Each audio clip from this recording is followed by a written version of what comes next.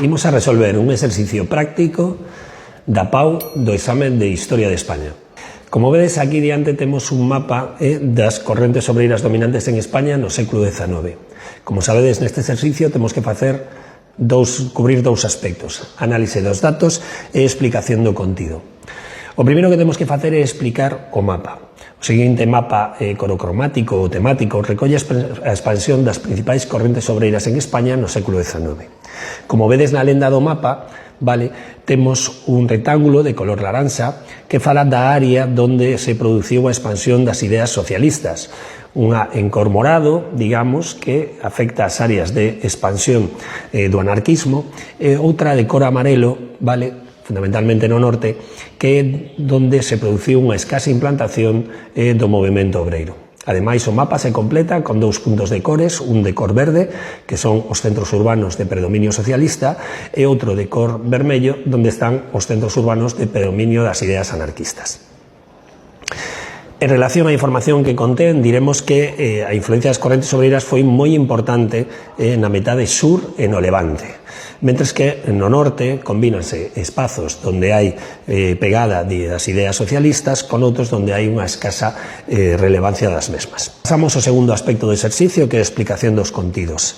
O mapa sitúase na segunda metade do século XIX. A chegada do liberalismo e da industrialización, como sabedes, deu lugar a unha sociedade de clases, donde a burguesía se configurou como grupo predominante, dona dos medios de produción, fronte a un proletariado que vivía nunhas condicións de vida e de traballo moi malas. Esta situación do proletariado levará a que os obreiros comecen a manifestarse por mellorar a súa situación. As primeiras manifestacións eran espontáneas, que é o que se chama o movemento ludista. Se tratará de destrucción de máquinas que consideraban que as máquinas lle quitaban os seus postos de traballo. Como sabedes, o Estado liberal, nos seus inicios, non recoñecía o dereito de asociación ou de reunión dos obreiros. Polo tanto, as primeiras organizacións tiveron que facelo fundamentalmente na clandestinidade ou camufladas baixo as chamadas caixas de resistencia ou sociedades ou mutuas. Pero que haberá que esperar o contexto da segunda metade do século XIX para que o dereito de reunión e asociación en España se poida desenvolver. E nesta segunda metade do século é cando se produce en España o chamado sexenio democrático. En este período, na Constitución do 69, se recolle o principio de reunión e asociación. É aquí cando chegan as ideas da Internacional, digamos, a España, e con elas a difusión das ideas tanto anarquistas como socialistas.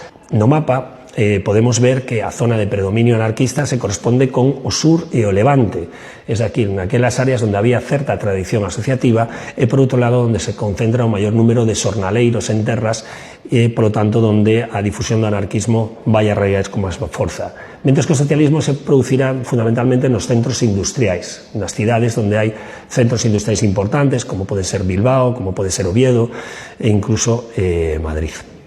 Xa no contexto da restauración, durante os gobernos conservadores de Cánovas, o movemento obreiro terá que actuar máis na clandestinidade e haberá que esperar a Lei de Sagasta de 1877 para que se recoñeza ese dereito e aparezan xa, digamos, en Estea, movementos obreiros tan significativos como pode ser o Partido Socialista Obreiro Español, a UGT, e no caso do anarquismo, a CRTE e posteriormente xa no contexto do século XX, a CNT.